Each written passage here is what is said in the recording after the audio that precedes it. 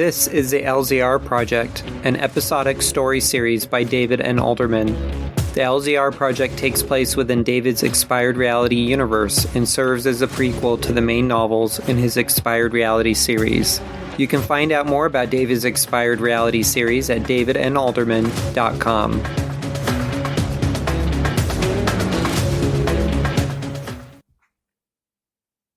Episode number 10. Tuesday, April 21st, 1998.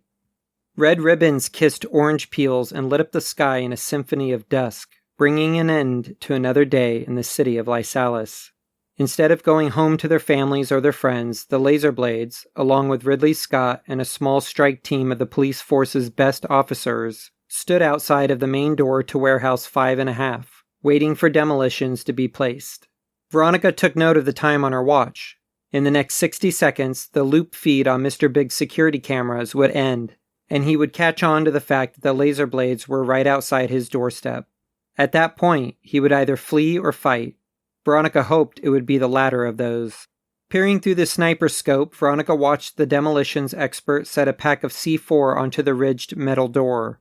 Though the evening air carried a slight chill to it, her thin sweater, with a thick, bulletproof vest underneath, kept her warm and comfortable. She felt content with her vantage point on the roof across the street from the warehouse, although she found herself growing impatient with the wait. They had been prepping for hours. The intel David had gathered on Mr. Big, Warehouse 5.5, and a woman named Shaonna Ryshay had taken most of the day, and David had requested that Veronica be the one to put the fatal shot into Shaonna, if she was stupid enough to fall for their trap. David had managed to get President Anderson on board with their assault plans, especially after President Anderson was unable to find any record of Shaonna in Anatia's database system. The woman was a ghost and an enigma, which is what caused President Anderson to clear the red tape so David and his team could enact an assault on Mr. Big's warehouse. The directive was no kill, though. President Anderson had a team set up to interrogate Shaonna once she was captured.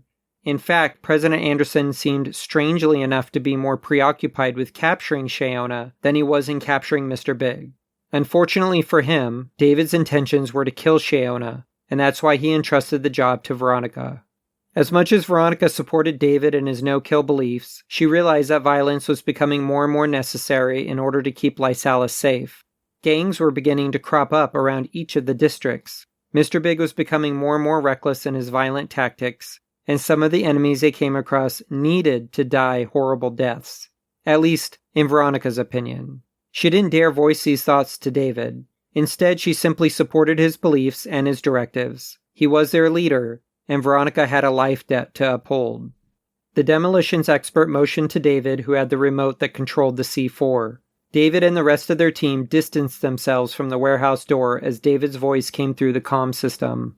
"Ready?" he whispered. "Ready," Veronica replied, adjusting the small comm unit tucked within her ear. "Here we go," David said. His words were few, but Veronica picked up the worry hidden between the lines. He didn't want to kill anyone, and for some reason the strange Vector character had convinced him to kill Shaonna Ryshay. Veronica's instructions were to blow the woman's head off if she came into view, and that's exactly what Veronica would do. The sniper rifle Veronica had was one that Professor Gray had designed, built with a self-calibrating mechanism which helped the shooter aim and fire the round without recoil. Veronica had the rifle positioned on the ledge of the roof. She had been marginally trained in firing sniper rifles, but her training had been brief and rough around the edges. Without Gray's advancements on the gun, she wouldn't be able to accomplish this mission. 3, 2, 1, David shouted, triggering the C4 as a bright orange and yellow bloom made scrap metal of the barrier between them and Mr. Big. Gunshots rang out into the night. Veronica held her breath and watched through the gun sights, waiting for Shaonna to exit the building. She positioned the gun at different angles, checking the back of the warehouse, the roof, and even the nearby warehouses, expecting to find the woman sneaking around. The problem was Veronica didn't even know what the woman looked like. The only description given of Shaonna was of her very long, multicolored hair that could not be dyed or cut. Maybe it was enough to go on, but Veronica felt uneasy about firing a shot into someone she was guessing about. The gunshots continued as Veronica kept her focus on the warehouse. She watched David exit the building at the side and chase down 2 of Mr. Big's thugs. He used his boomerang to knock them out, and then he handcuffed them and led them toward the front of the warehouse, where some of the strike team were waiting to escort those arrested to jail. Without warning, a very loud gunshot rang out, and one of the men David was escorting to the front of the warehouse flew backwards into David, knocking him back as blood splattered every which way. Veronica's heart skipped a beat. "What was that?" she asked. "What just happened?" That hurt," David groaned. Veronica watched him get to his feet, pulling the thug that was still alive to his feet as well.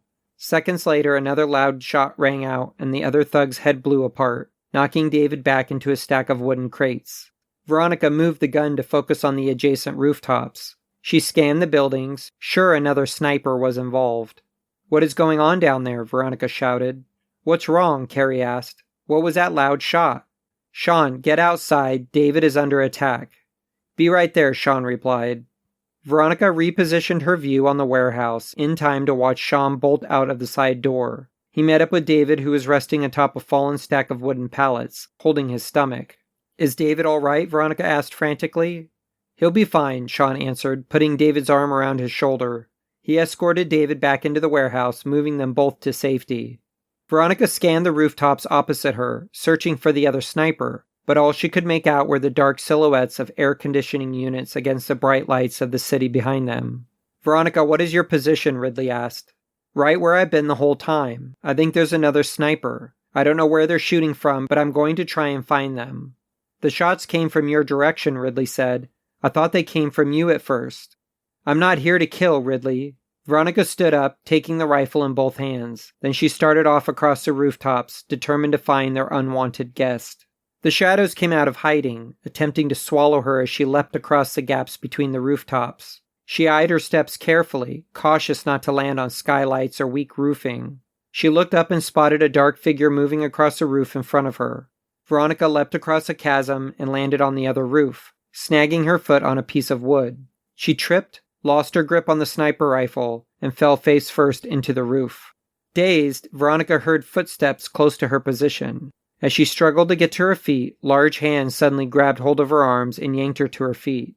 Before she could look her attacker in the face, a knee slammed into her stomach and sent her backwards over the side of the roof. She quickly reached her hands out and found purchase on the ledge as her body slammed into the side of the building. She caught her breath and looked up at her assailant. He was a tall man, his legs lending him incredible height that stretched what seemed like yards above her head.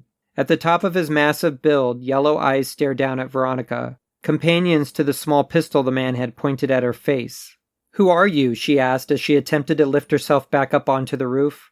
The man stood back and allowed her to get to her feet, at which point she slowly moved to the side so she couldn't be easily thrown off the roof again. "Why does it matter who I am?" The man's accent came out heavy, with a throaty growl accompanied by specific-sounding T's. "I just did away with 2 of Mr. Biggs' associates. That should be all you need to know." "This was a no-kill mission," she said. "Not for me."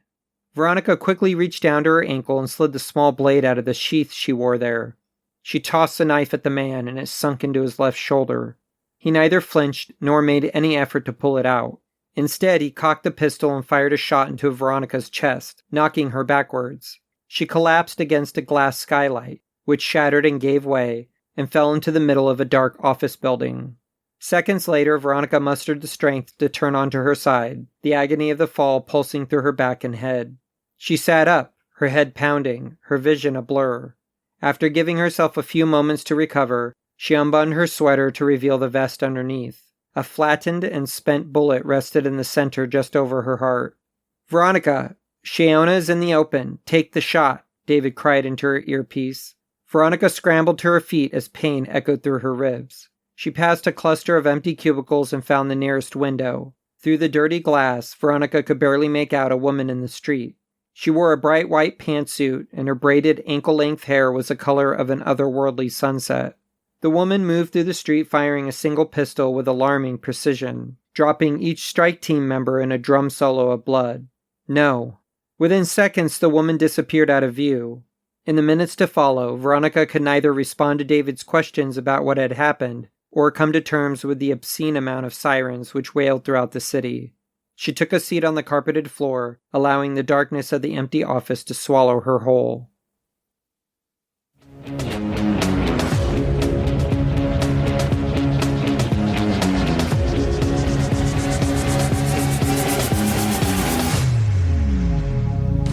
Thank you for listening to the LZR Project. If you are interested in reading more of David's Expired Reality series, please check out the author's webpage at davidnalderman.com.